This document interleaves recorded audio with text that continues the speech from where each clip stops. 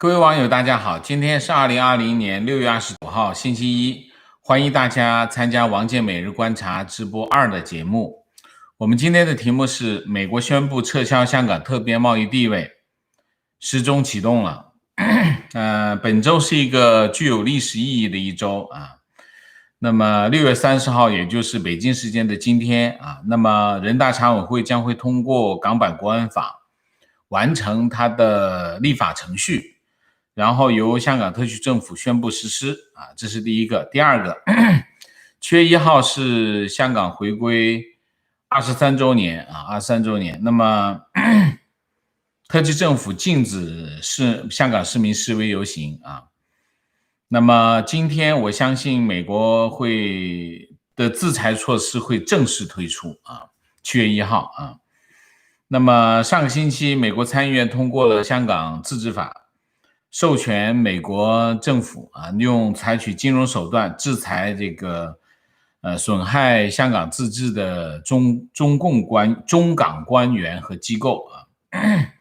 其实这是一个有杀伤力的措施，不过还需要经过众议院通过，然后这个川普总统签署才能实施啊，这是一个。然后呢，上周五美国政府宣布针对这个损害香港自治的现任和前任的中共官员，对他本人和家属提出这个签证限制啊。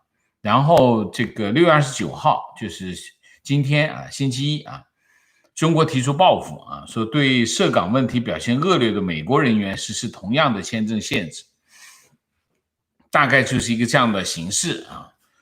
那么先讲新闻一，人大常委会65次委员长会议28号在人民大会堂举行，栗战书委员长主持会议。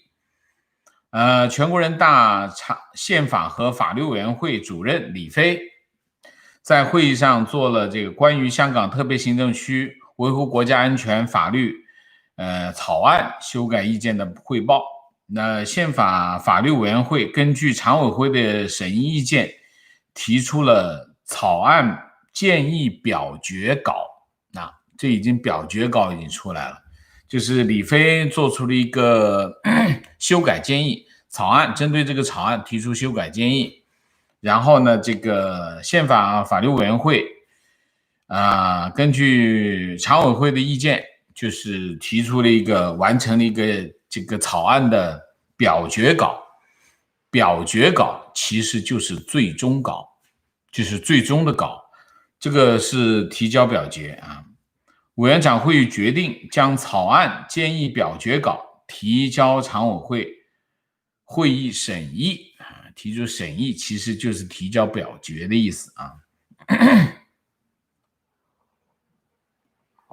这个新闻的意思就是港版国安法今天就是北京时间的今天今天是上午啊，那么应该是会在人大常委会上今天闭幕啊，那么这应该是他表决的一个时间啊。这个进程没有停，整个进程没有停啊。这是新闻一。新闻二，美国商务部和美国国务院分别发表声明，取消香港特殊贸易地位啊。我先读一下商务部的声明。美国商务部长维尔伯罗斯关于撤销香港特殊地位的声明啊。随着中共对香港实施港版国安法，美国敏感技术被转移到中国军方的风险在增加，同时也损害香港的高度自治。美国不接受这种状况，决定撤销香港特殊地位。美国商务部已经暂停对香港优惠待遇的法规，包括出口许可政策。撤销香港特殊待遇的具体措施正在评估中。我们敦促北京立即改变方向，兑现其对香港和世界人民的承诺啊，这是这个商务部的声明。美国国务院的声明题目是美国政府终止对香港受控国防产品的出口。那么内容如下：中共剥夺香港自由的决定，迫使川普政府重新评估对香港的政策。随着北京通过国家安全法向前迈进，美国今天实施美国原产国防设备出口香港的限制，对香港实施与中国同样的限制措施，包括对国防和军民两用技术和产品。美国被迫采取这一行动来保护美国的国家安全。当无法区分出到香港或者中国大陆受管制商品的时候，我们不能冒险把这些货品落入解放军的手中。解放军的目标是采取任何手段维护中共的专制统治。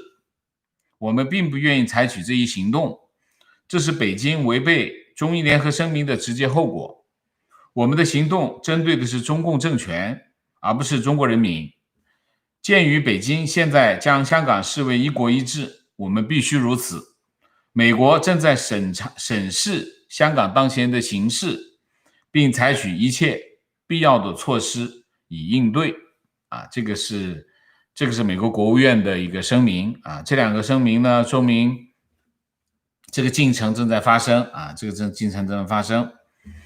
我们大概讲一下，我们把这个事件梳理一遍。5月28号是这个全国人大闭幕的会议上，这个通过了港版国安法议案。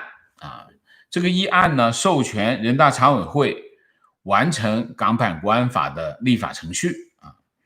那么5月29号，川普总统在白宫玫瑰园发表讲话。有几点。第一，美国认为北京违背中英联合声明的承诺，香港不再是高度自治的城市。二，美国将撤销香港基于香港政策法所拥有的特殊地位，逐步移除给予香港的特殊待遇。今天做的就这个动作。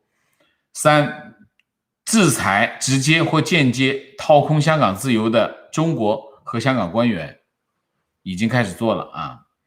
四，保护美国的学术机构，限制中国的签证也是开始做了。其实川普总统最大的优点是什么？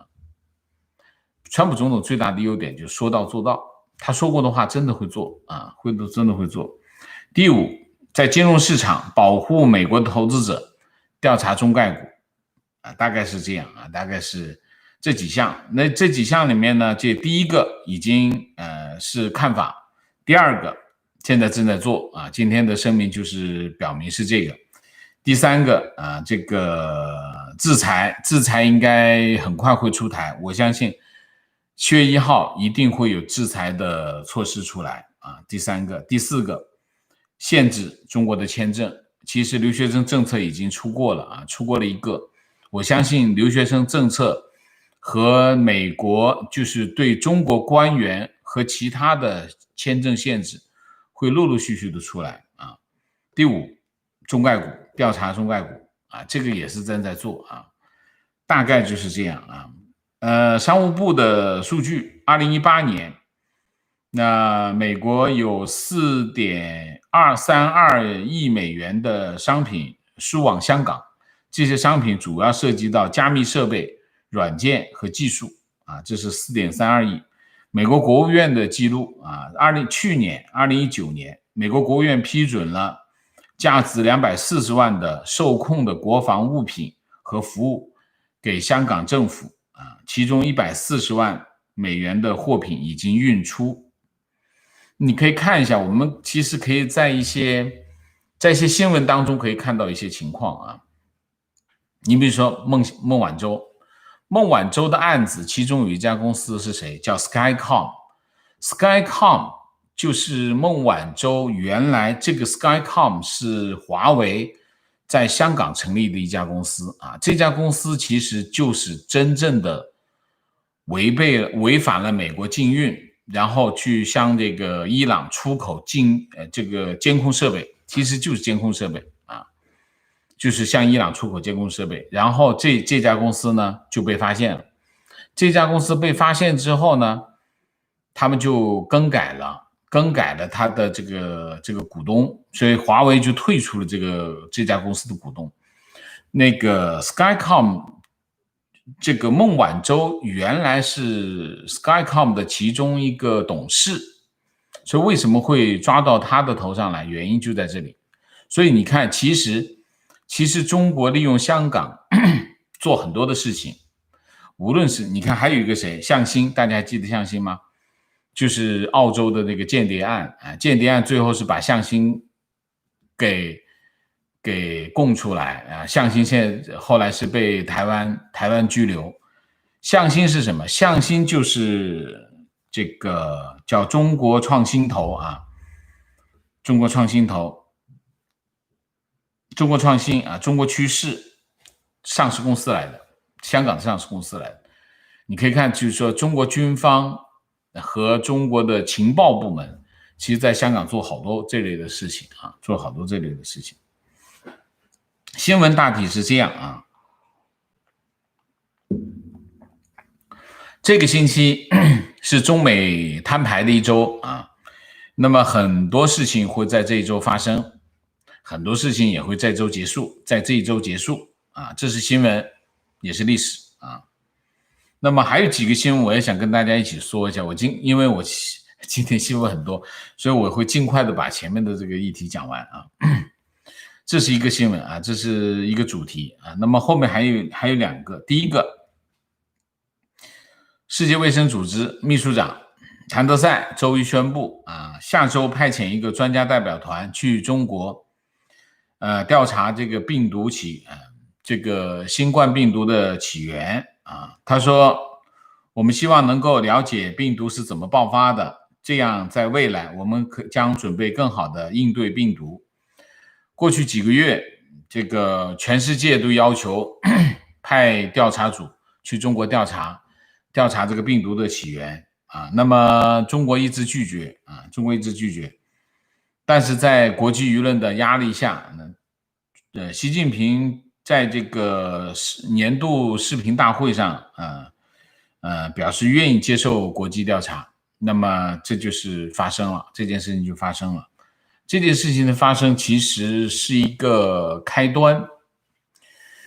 这个开端是什么意思呢？就是疫情这个议题将会重新回到大家的面前啊。那么因为过去一段时间，其实疫情的话题慢慢的好像慢慢沉寂下来啊。那么谭德赛的宣布，下个星期会派代表团去中国调查，那么疫情这个话题将会重新回到国际舆论的视野当中啊，所以我们要关注这件事情。这件事情可能会引发一连串的这个反应啊。这是第一件事情，我请大家注意啊，这是第一个。第二个，美国海军28号宣布啊，两个航母战斗群在菲律宾海域和菲律宾实施一次联合演习啊。同一天，中国宣布啊，就是星期三，都是星期三。同一天，中国宣布啊，在西沙群岛进行为期5天的军事演习啊，这是一个很刺激的新闻。那么美国海军在新闻稿里面是这么说的，说尼米兹号航母战斗群与常驻日本横须贺的里根号航母联合实施这次全域作战协调行动，显示美国对地区盟友安全的承诺，美军在亚太地区快速集结兵力的能力，并证明美国做好准备应对所有挑战，就是一个这样的事情啊。那么他会在菲律宾海实施一次联合军事演习啊。那么中国海事局星期天发布通告说，7月1号到5号所有船只进入西沙群岛军事演习的区域啊。这是一个怎么说呢？这是一个碰巧吧，但是我觉得不像啊，不像，是反正双方应该是在互相显示肌肉吧啊。这是一个。还有一个，瑞幸咖啡啊，今天正式退市瑞幸发表声明，4000多家门店正常运营，但是我觉得瑞幸咖啡迟早会倒闭的啊，大概是这样啊，大概是一个这样的情况。今天的新闻你看我们很快的就报完了，我大体讲一下2点。第一点，发生在香港的事情，其实大家都已经事先都已经知道了，我们已经讲了很多次了。那么有2点，第一点，我们从这个事情开始的那一天开始，我们就讲过任何人不能抱有不切实际的幻想啊，这件事情的进程，我认为是不可阻挡，那么事实上也是不可阻挡。特别是到现在这个时候，任何人都不要抱有不切实际的幻想，这是第一条。第二条，我提醒一下，香港同胞啊，这个时候特别要谨慎啊。那么要离开的尽快的离开，广东话叫谋松逃啊。这个时候，可以采取更多的反抗的方式，但是注意安全。注意安全，这个是越是在这个时候，特区政府和那些警察们越是非常的疯狂，所以在这个时候我特别要提醒在香港的朋友啊，这是2点。那么中美之间发生的事情，这两个经济第一、第二大经济体，他们进入全面对抗的这个状态，正在继续往前走，双方没有任何的退让，所以这件事情会持续的发生，我们会保持关注。请大家尽量的关注我的推特号，也可以关注我的脸书号，那么我会随时有新闻，我不倾向于太多的就是除非有突发很重要的突发，我才会增加突发的直播啊。一般情况下，我会在推特上给大家说一下。但是当然，这个时候越是在这个时候，有几个方面的网友都要小心啊。一个是在金融市场的网友现在要特别小心啊。为什么？风高浪急啊！这个时候因为政局的动荡非常的动荡啊，所以金融市场的反应会超出你的想象，所以这个时候要小心一点。如果你是一个低风险的投资者的话，我劝你还是能够采取更保守的策略，就尽量采取保守策略。这是第一块。第二块，国内的网友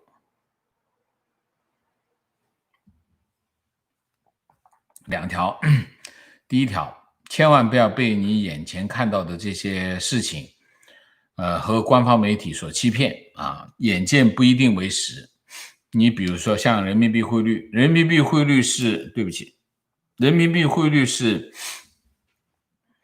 民银行的一个汇率管控工程拖住的啊，这是一个管控工程拖住的。它现在呈现的出来的形态并不真实。当然这个管控工程是他的意愿啊，他觉得这个时候必须维持住。与此同时，他维持住人民币汇率在这样的水平，他是要付出代价的，这个代价非常大。以后我们慢慢讲啊，这个代价会非常的大，这个代价甚至可能把它经济掏空都不一定。所以在这个问题上，其实广东话叫摇拉摇唔拉，就是说你针没有2头尖的，针只有1头是尖的，你想的这头就没有。所以呢，你看人民币汇率很稳定，所以你看中国的资本市场好像看得过去风平浪静好像房价还挺热乎，千万不要被假象控制。我劝国内的网友就是越是在这个时候，有些事情你该安排的现在就要安排不能等。你这个时候你还有空间，我就讲人民银行多好，他把这个人民币汇率控制住在这样的水平，你总比你这个时候想换美金1:8的时候换强吧。所以越是这个时候，大家越要开始该做安排就要做安排。国内的网友对不起，我眼睛还在抖。好吧？所以香港的朋友注意安全啊！这个时候一切都以安全为重，然后该离开的尽快的走，不要去犹豫了。这个时候已经没有太多的时间了啊！这是第一个啊。港版国安法，在香港出现，绝对不是开玩笑的。你把你想象的最坏的情况再乘以10倍，差不多就是这个样子。所以你所有的香港人绝对不能对港版国安法做不切实际的幻想。所以要离开的尽快的离开啊，不离开的要抗争，采取最安全的措施、最安全的手段方式。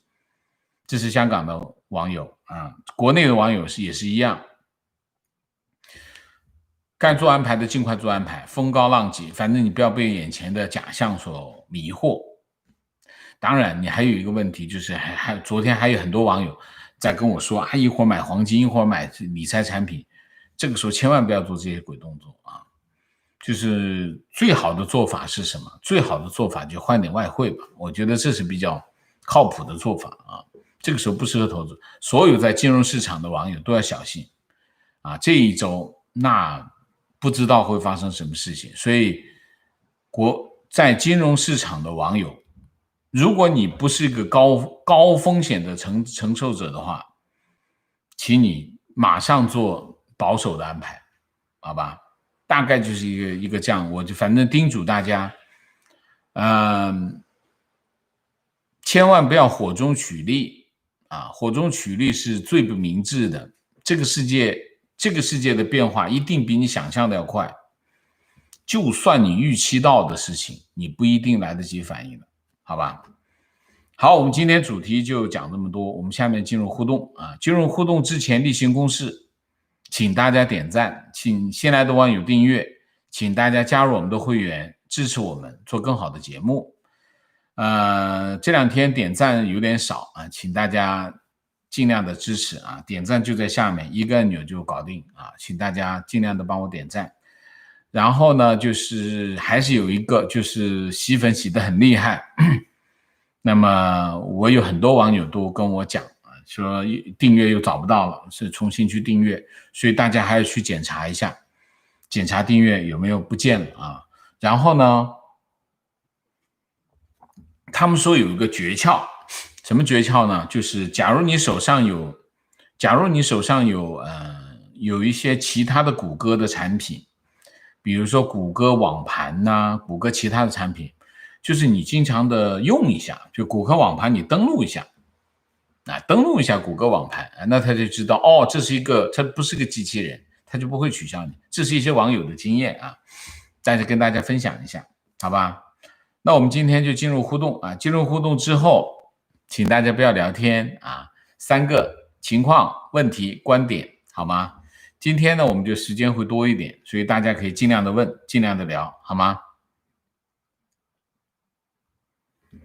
好，我们现在就明谢一下。Ben 超，谢谢 Jenny 长，谢谢 Ivy 刘，谢谢。希望香港度过危机，到了最难的时刻吗？最难时刻还没到，还没到啊。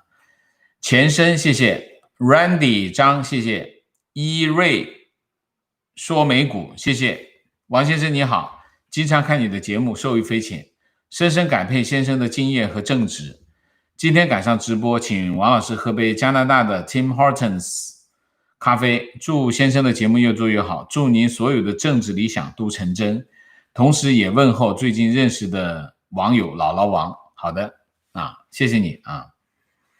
伊瑞 TT 谢谢王老师辛苦，请喝一碗肉骨茶。哎呀，这好久没喝过了。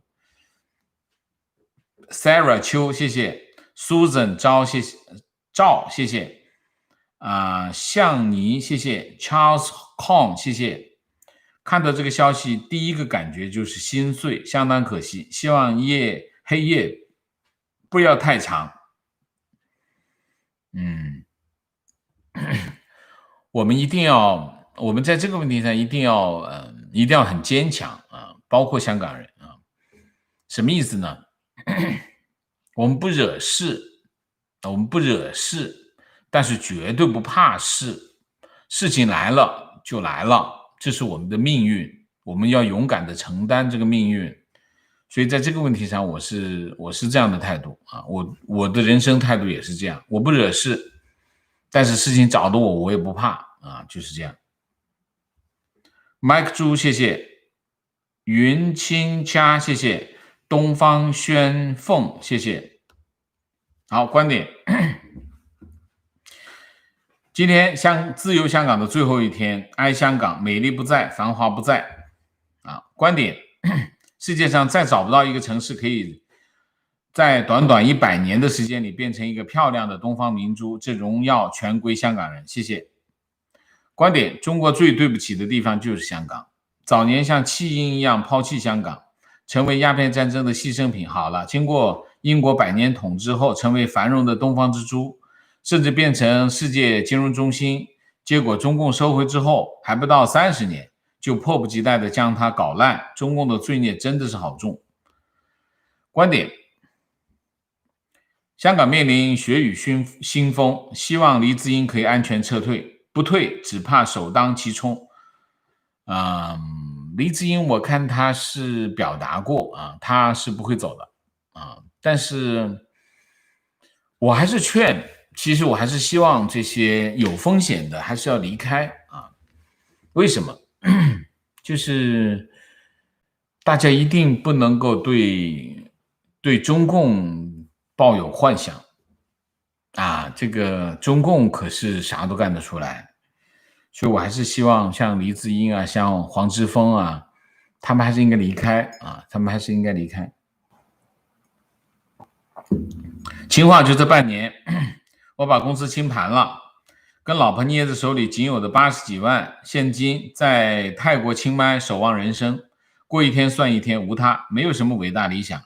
现在陪着孩子读书，看他们慢慢成长，就是最大的幸福。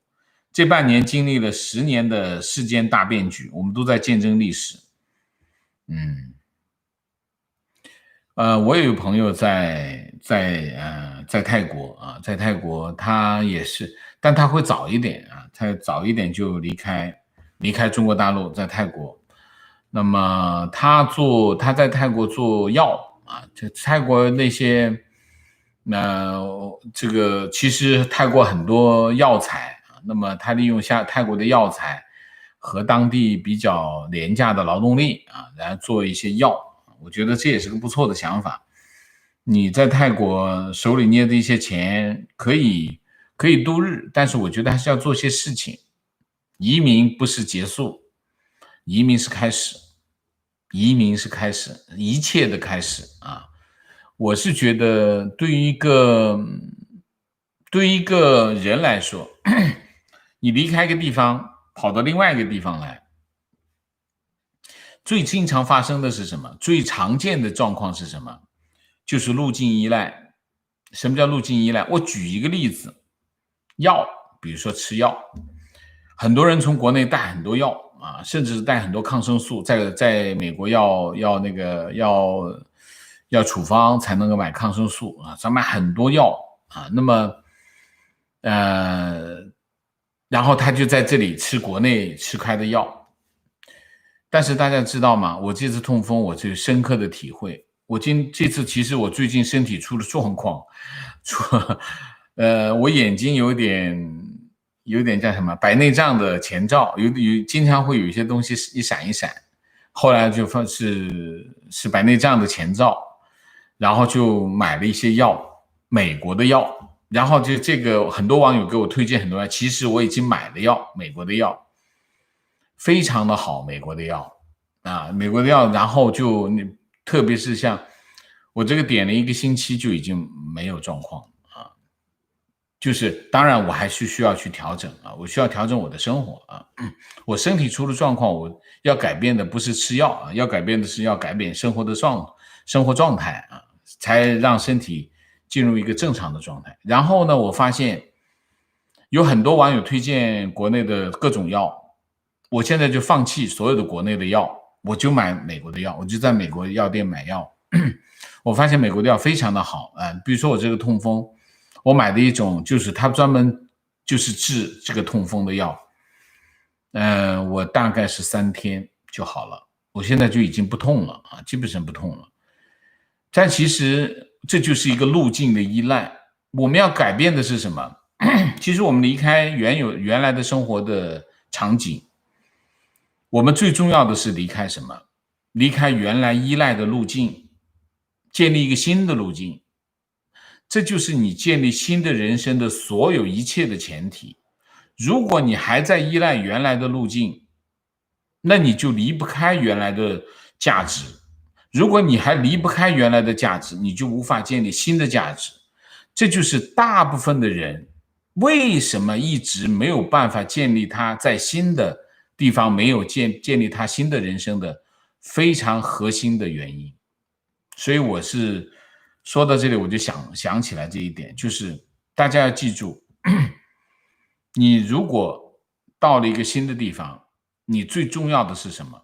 把原来的路径全部清除掉，建立你新的路径，建立新的价值，你就在这里才能成为，在这里才有你新的人生。否则的话，你就是人在曹营心在汉，永远没办法删掉微信，就这个道理啊。消息听新闻说，港版国安法刚刚在北京全票通过了，靠，是吗？啊，这不意外，这我一点都不意外。我刚才念的那新闻就是这个进程啊。提问：王老师，香港国安法的内容是什么时候能公布呢？其实内容大部分是知道的，就是有些细节还不清楚啊。就是议案，就是人大常委会的港版国安法议案本身其实就包含了大部分的内容，那么还有一些细节就很快会公布的了。你可以看，就是一通过就要公布啊。观点：现在亲共媒体在大肆制造新闻，让外界看到很多港人支持国安法。其一，如果有大批人上街，就可以用事实击碎他们的谎言。其一肯定是会有大批人上街的了，这个没有疑问啊。我只是觉得注意安全啊。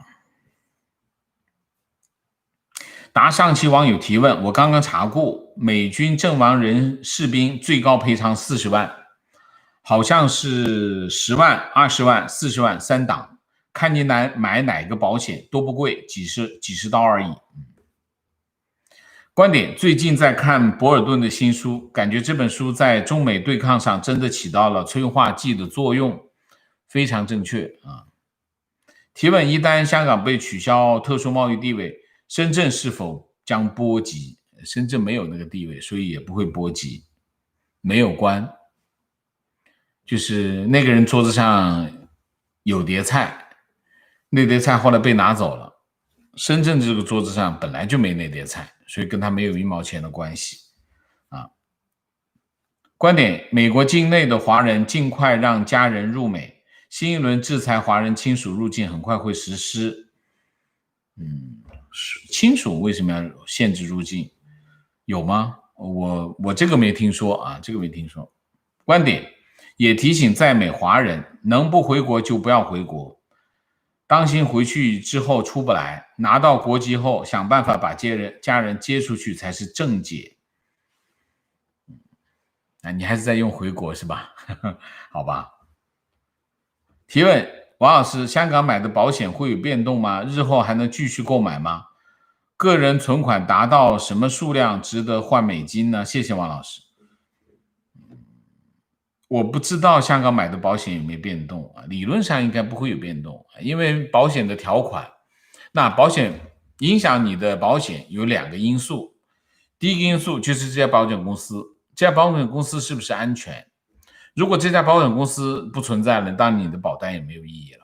所以这是一个前提。所以你要关心的第一个就是你买保险的这家保险公司是不是安全啊？这是它规模是不是足够大，它的业务是不是足够分布足够广，就是它比如说它在美国又有，在欧洲又有，在澳洲又有，又在加拿大又有，那这种保险公司可能规模比较大，比较安全。如果它只在香港有的话，那它是有风险的，这是第一个，就是影响你的保险。第二个就是条款，你买的保险都有一个 policy， 它 policy 就是条款，它有些条款，它有一些就是免责条款，你要看一下免责条款里面有些什么，对你的对对方承担的义务有没有影响啊？这里面就有很多的因素要考虑，这个我就不清楚，因为我没看过这样的保单，好吗？所以这个我答不了你，但是大概是这2个方面你要考虑一下，留意一下。提问：如果作为新闻工作者，应该留在香港吗？谢谢。这个问题好难答啊，我不知道怎么答。当然，作为一个新闻工作者，香港现在是热点，除了是热点还是什么？还是热厨房。你知道热厨房什么意思吗？你知道，那就我就不说了，你自己衡量。这件事情就是这样，我们不鼓励人去做危险的事情，但是如果有人他有这样的意愿，我也不会阻止啊。这里面为什么？因为我不是你，我不能做这样的决定啊。但是我要告诉你2件事：第一，香港现在是热点，是有新闻的地方啊，这是第一条。作为新闻工作者，当然从专业的角度来说，有新闻的地方，我们当然去新闻的地方。但是这就是个热厨房，很危险，有风险。那么，而且中共在香港，那基本上现在连狙击手都派去了。你看现在什么，在香港有什么大家一定要知道，香港的警察现在已经变成了中共的工具啊，这个就不用说了。原来香港警察是在亚洲有非常好的声誉，现在已经名誉扫地啊，这是第一条。第二条，香港有现在中国的武警啊，武警已经派到香港去啊。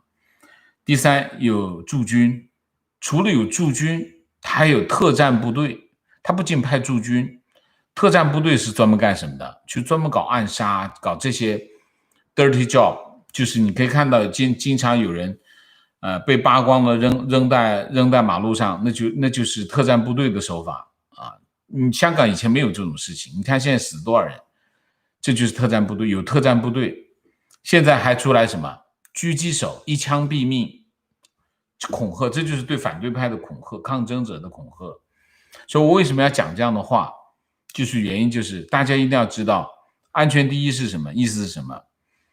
大家一定要了解，站在你对面的那个是什么，你要搞清楚它是什么，你要知道风险在哪里，然后你再决定你该干什么。这也是我跟香港的网友说的话，就是抗争首先要注意安全啊，别的我不说啊，我先说这一个注意安全这一条。还有一个就是你面对的是一个你超出你想象的危险的敌人，那么拖家带口的能离开的尽量的离开。我在这里就是这么劝大家，其实我从一开始我就这么劝大家，拖家带口，能走就尽量的走，能走就尽量，而且你的离开也是一种打击。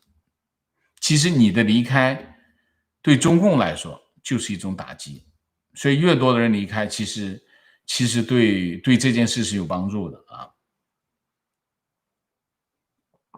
就像我之前讲的，把钱从中资银行取出来，这是第一个好，这是好事啊，第一个好事。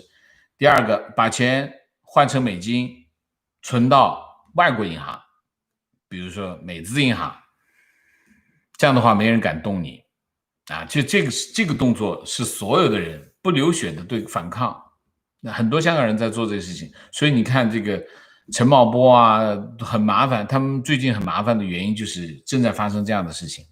还有把房子卖掉啊，换钱换成美金，这都是个很好的动作。还有什么？这是蓝店什么不消费，我去黄店消费，这是好的动作。香港人很厉害在哪里？香港人采取的很多策略，其他地方根本想都想不到的。他什么意思？你政府支持政府的店，你这店是支持政府的话，啪，给他贴一个蓝店，这个支持反抗者的。好，这是黄店，所有的人都去黄店消费，不去蓝店消费，这蓝店赔钱，亏损倒闭了。其实香港人很厉害，很牛啊，就他能做到这一点，他就能做到这一点。所以我经常讲，我们没有在香港的人，中国人要支持香港人，支持香港人，哪怕是心念一动都好啊。还有一个就是不要给他出主意，他们想的比我们好啊，他们的能力比我们强，我们在后面默默的支持他，喊口号，转发新闻，能做的所有的事情都可以做，不要指手画脚，不要出主意就好啊，这是最好的办法啊。提问：王老师，香港购买，这我说过了。提问：香港今天的情形对大陆经济有何重大影响？现在还看不出来，为什么？现在香港还没发生，该发生的就是我们即将发生的事情还没发生啊，真的发生了以后你再看吧，影响是非常的大。为什么？你知道是中国最依赖的是什么吗？其实中国改革开放这么多年，最依赖的一样东西很重要，美金、外汇，其实讲的就是外汇啊。中国非常依赖外汇啊，中国的大部分外汇来自哪里？来自香港。所以香港对中国非常重要。现在你看不出来，就像空气一样啊。你有的时候你不觉得，当你空气稀薄的时候，你会发现，哎呀，我喘不过气来啊，这情况就是这样。现在还看不出来的原因是，香港还运作正常，你还没看见，还没这个还没开始呢啊，刚刚这个钟开始哒开始转起来啊。情况最近将 iPhone 手机升级到 iOS 14 beta 版，发现很多国内软件都有监控行为，包括大家容易忽视的一些非社交 APP， 比如高德地图等，希望大家注意安全，能删就删吧。在海外我就觉得大家没有理由用中国的 APP， 如果你在美国或者在欧洲或者在加拿大，没有理由用国内的 APP， 就海外足够多的人，国内的 APP 都是抄的嘛，直接要用的话，直接下载就好了。所以我是不建议大家用中国制造的 APP 啊，这里面有安全风险啊，能删就删嘛啊。观点：前面看到有人说香港是1949年的上海，据我所知，上海的灾难不在1949年，应该是1956年到1960年。刚开始的时候会维持现状，过几年就开始清算。1956年到1960年不知道死了多少人。当时市长是那么晚吗？是后公私合营，其实核心的就是公私合营。那个时候市长是陈毅啊，陈毅后来也被斗得要死，但我也不同情他，陈毅自己办的坏事也不少啊。在上海，观点：人在大陆是没办法不用微信，我的做法是一台手机只装国内软件，一台手机完全没有国内软件，专门用于翻墙，这样会安全许多。这是个办法啊。提问：全世界的媒体网络都被中共渗透，美国有什么办法扭转这个局面？反中的媒体又做得很偏激，质量不太好，无法得到大众认同，也引不起大众去看，结果大多数的华人都被中共洗脑。也不完全是啊，事实上也不是完全是这样。媒体当然被中共渗透得很厉害，但是那个情况是在西方和中共还没有翻脸的情况之下啊，那这件事情正在发生变化，所以西方的动作会慢一点，但是它不是不做，它会慢一点啊。为什么？这就是不同的国家的运作方式的问题啊，它需要很多的东西达成共识，内部达成共识，然后外部达成共识，民意达成共识，然后他再去做。所以这件事情它会慢一点，但是它并不是不做，这是第一条。第二条，从媒体这个角度来说，是的，中共对媒体渗透得很厉害，但是我跟你讲，我不说别的，就说 YouTube 啊 ，YouTube 上面其实主流的并不是中共渗透的媒体啊，在 YouTube 上面有中共渗透的媒体，甚至有大外宣，这个不意外。但是真正的主流媒体并不是中共渗透的媒体啊，这是你看啊 YouTube 上面的中文时政类的这个 YouTube， 其实市场的领导者是谁？法轮功的媒体基本上在前面，第一梯队就是法轮功啊，然后是其他的，所以你说这个也不完全是啊，你可以看到在 YouTube 上面的一些主流的影响大的媒体，基本上法轮功更多一点啊，但其他的就往后排，还有独立的，像我就是独立的媒体啊，也有很多，所以不完全是啊。推特上面也是，推特的情况也是啊，推特你可以看有大外宣，但是现在你看在推特上的大外宣已经基本上臭大街了，谁都知道啊，谁都知道什么王志安啊，这些都已经臭大街了。虽然他订阅量很高，但是其实大家都知道那是个大外宣，不取消它主要是为了去骂他。所以我觉得这个形势在发生变化啊，没那么，我觉得情况包括你看美国国务院今天跑出来讲，中共在大外宣每年花几十亿美元，当然他的这数据并不准确啊，几十亿几百亿吧啊，那得花好多钱，那肯定超出他想象，他可能统计方式有点不一样啊，但是美国国务院出来讲中共的大外宣，说明什么？说明这个议题已经进入他们的视野，他们要做这些动作了啊，否则他不会出来讲的。所以这个形势，这个情况正在发生变化。你比如说还有一个情况什么？今天还有一个新闻，我本来今天想讲这个新闻，但是因为这个大新闻多，我就没讲。印度禁止了50多个中国的软件不准在印度用包括什么？包括抖音，包括微信，包括这些小米啊，这些全部都不让用。就是什么？就是不安全。他的理由就一句话就够了，不安全。所以你看，中印之间摩擦军事对峙，印度就很了解。其实你看在这么多的西方国家当中，最了解中国的是谁？最了解中国的就是印度。你看他很清楚关键要害在哪里，这就是关键要害。就哪天我在推特上讲哪天美国开始要求中国对等开放 APP 软件的时候，美国就真正搞明白中共了。什么意思？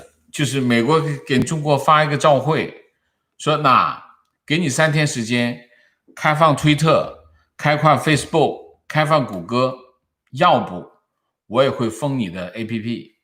他如果把中国的像印度这样把中国的那些 APP 一封，我都说过了，中共的渗透80%就灭掉了，中共的这个中美脱钩这个工作就完成了，上来就把这个事情一办完，脱钩的工作完成了30%。为什么？你要知道中国的这些软件是什么？中共手上最重要的一张牌是什么？其实不是买通这个买通那个，不是的。其实中共手上最重要的一张牌就是海外华人。海外华人是中共手上非常非常重要的一张牌。他通过什么去控制海外华人？就是这些软件。如果美国上来把这个一切中共最重要的这张牌就没有了，就切断了你说翻墙也可以，对，翻墙当然也可以，你觉得不好笑吗？所以我觉得是这样，就是说这件事情已经开始了，只要它开始了，不管它走得多慢都没关系，它总会走到的，总会有一天会发生的，你等着看吧，好吗？观点，早就听说10年前大陆很多夫妻买楼是因为涉及政府夫妻不能够同时拥有2套房子的限制而不得不搞假离婚，结果很多夫妻假戏真做，搞出很多社会问题。想想买楼都可以搞假离婚，何况在国外舒服居住的子女和太太们，因为美国的移民新政，早晚会发生中国人离婚或者断绝父子关系的事情出来，兵来将挡，水来土掩。你在中国可以这样，但是我劝你在美国就别这样。为什么？代价你付不起的啊！所以我在这里我不主张你这样，而且我甚至是我劝你别这么干。不要，中国人经常觉得啊，美国人好笨，这个也不会，那个也不搞。你看我们中国人一想就想到怎么样钻这个空子，钻那个毛病，拿到很多好处。那不是好处，那是负担。总有一天你会为这些好处付出代价的，一次性付回去。所以中国人，你在国外，你在任何一个国家，你就要变成那个国家一样的人，你要有跟他们一样的道德水准和你对自己的要求，你不能够拿着国内的道德标准跑到国外去生活，你会被人唾弃的。所以经常有人讲，哎呀，我们中国人被人歧视。当你在说这个话的时候，你先想一下，你有没有干什么坏事啊？这个孔子说君子慎独，就是没人看到你的时候，你有没有干坏事？这就是孔子要求的，因为中国人你应该慎独，没有人看着你，你都不干坏事。那我是不是很笨呢？笨一点没关系，这些民主国家允许大家笨一点，笨一点不一定吃亏啊，你太精明不一定会赚便宜。所以我这个话我是专门说给中国人听的。为什么？听这个话不会吃亏，不会有坏处，保证是有好处，好吗？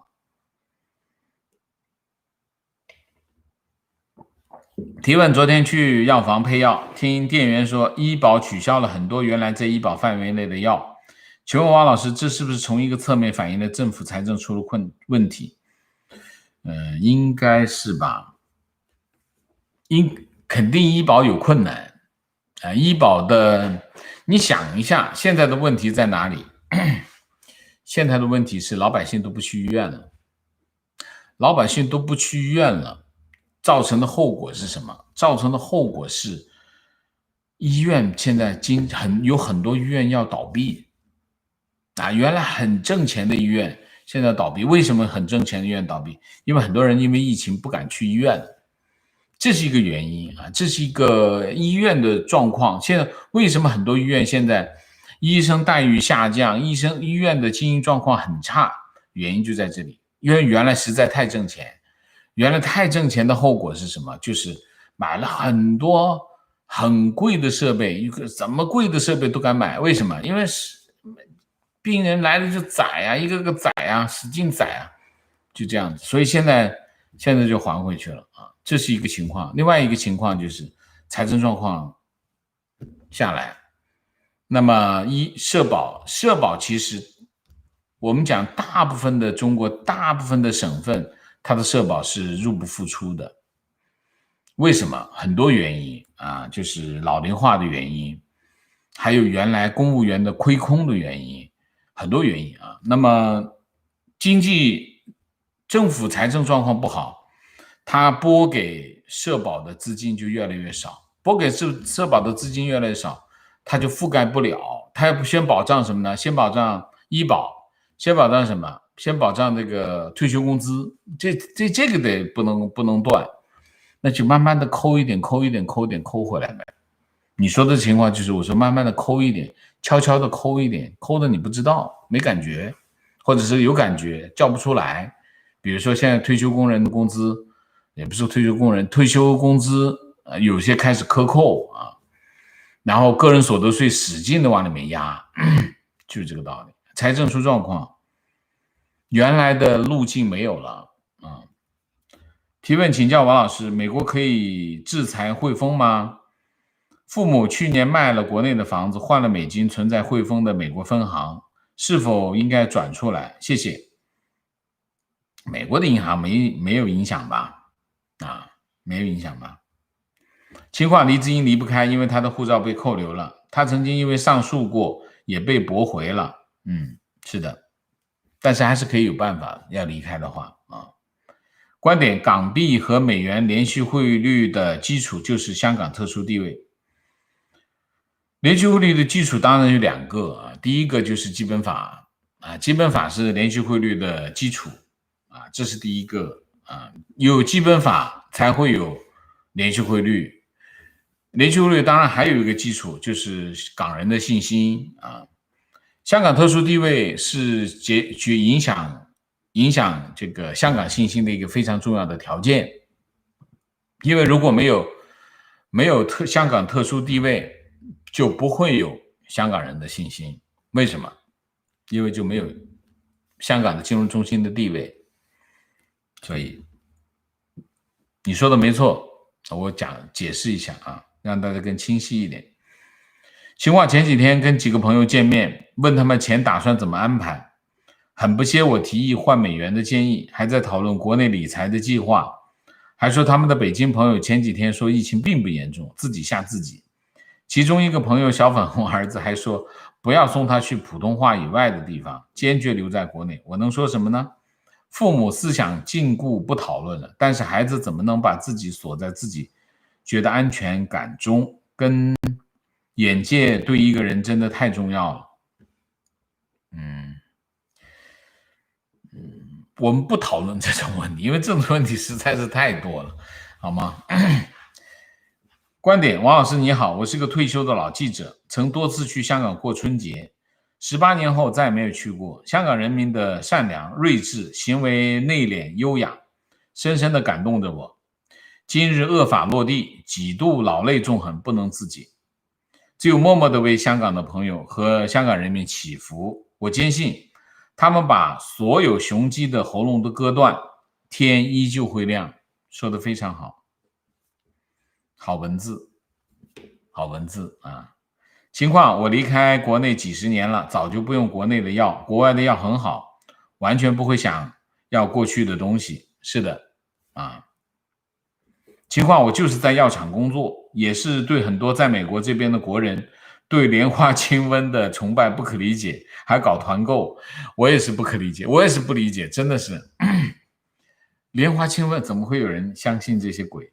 无论我怎么苦口婆心、晓之以理，他们都让国内的宣传给洗了脑。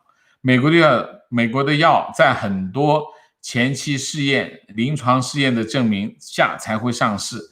一个药能上市，是在成千上万的备选药中选出来的。莲花清瘟连对照试验都没做，估计喝水的疗效跟莲花清瘟差不多，就是这样。而且美国的药，你想一下，有两个考验。第一个，它前面的筛选，这不用讲啊，这个程序大家都做。美国的药如果无效或者效果没那么好，马上就会被淘汰，你说是不是？为什么？那没有垄断呢，对吗？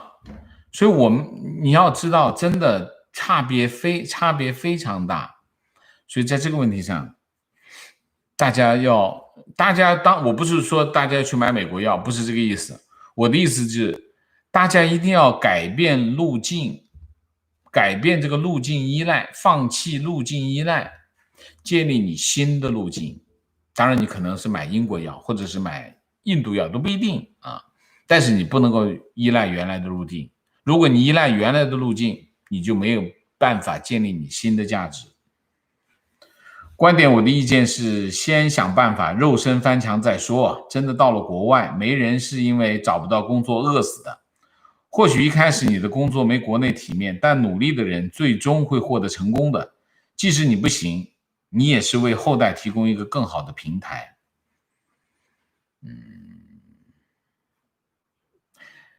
国内有一些人啊，不是所有人，有一些人还是习惯了那种原来的生活方式啊，所以他会有顾虑啊，有很多的想法。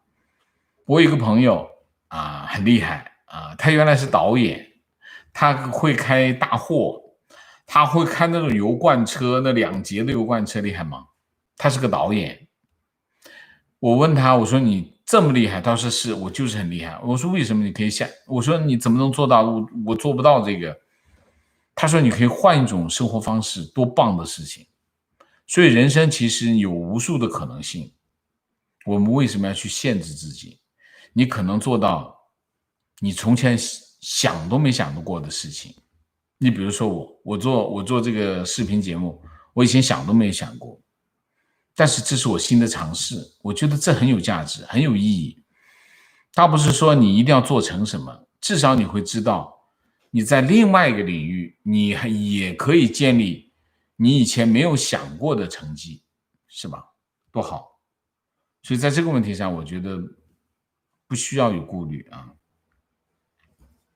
观点国安法主要是针对有影响的人物，普通民众的言论空间还是有的，毕竟香港没有寻衅滋事，香港还有继续斗争的空间。你还是有幻想，你还是有幻想啊，你还是被中共蒙骗了。中共说这只是针对一小部分极少数啊，中共永远是针对极少数，但是极少数会转移的啊，永远是极少数，就5%嘛。所以你这个想法仍然是抱有幻想，而且被中共骗了。不是的，当这件事情极少数发生在你身上的时候，你就是那个极少数的，你就是100%。为什么？他定义谁是极少数啊？所以千万不要抱幻想啊！香港当然有继续斗争的空间，这个没有疑问，任何地方都有斗争的空间。但是我讲的是什么？我讲的是不能有幻想，你一定要把这个事情想得非常把你对这件事的评估要放到最大才行啊！观点再过10几个小时就到2047年7月1号，谢谢香港给我的一切，感谢自己生于97年的香港。作为香港人，我很荣幸，也很幸运。香港，我真的很爱你，你要撑住，我们也会尽力撑住你。但愿你能活得像 Harry Potter 一样，里的 Harry， 我知道你会回来的。是的。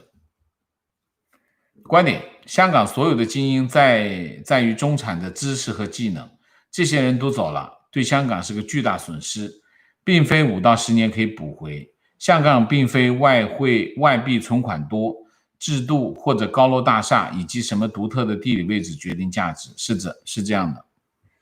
人才对香港来说是最重要的啊，最重要的是人才。观点：感觉美国对付中共就像对付病毒一样，起初是不以为然，一旦重视了就快速行动，全面围剿，痛打落水狗。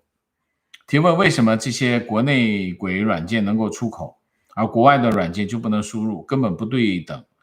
名字发出来给大家，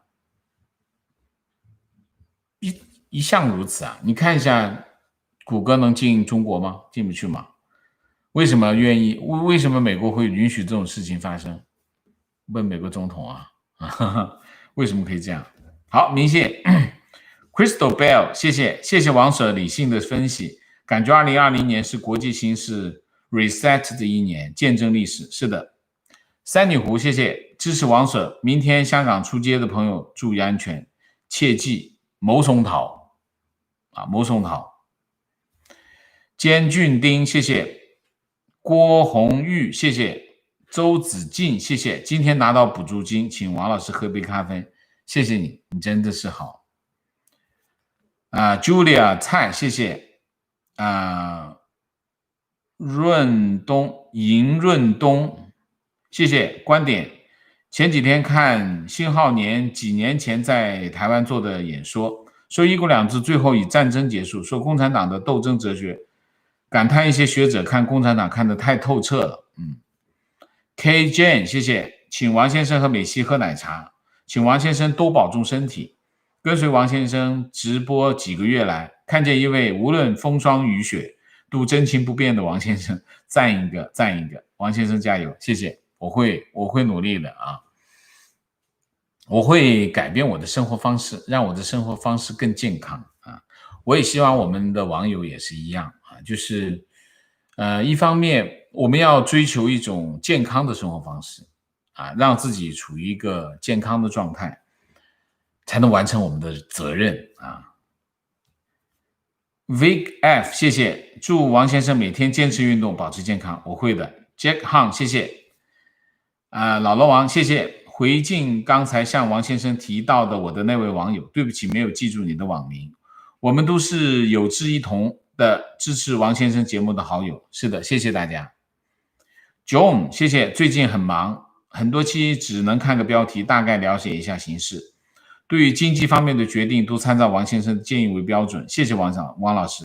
我这里是早上，所以不请王老师喝咖啡，请王老师喝苏格兰丹麦芽 whisky。我们都要保重身体，挺过今年。心存期望于2021，支持香港，敬佩港人。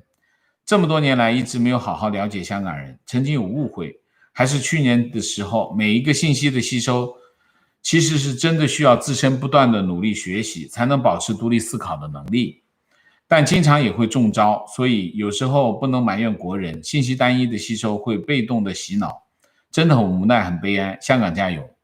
谢谢。我知道很多国内的网友他们是非常真诚的啊，所以大家会有一些认识的过程，这个没有问题啊，请大家不要介意啊。那么谢谢 Blue Cat， 谢谢，感谢王老师坚持不懈的付出。今天很有标志性的日子，香港精神不会改变，谢谢。Unica Lu， 谢谢 Amy Wang， 谢谢，祝王老师和美西身体健康，天佑香港。Ethan 胡，谢谢，微薄之力，祝王老师为香港同胞发声。好，我们今天的节目就到这里，感谢大家的参与，我们下个节目再见。再见之前，请大家点赞，请新来的网友订阅，请大家加入我的会员，支持我们做更好的节目，做更好的自己。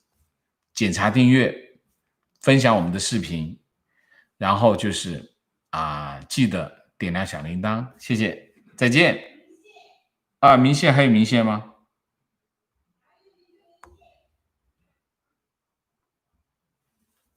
？Blue Cat， 谢谢。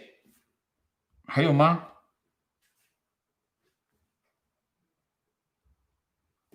好，谢谢，再见。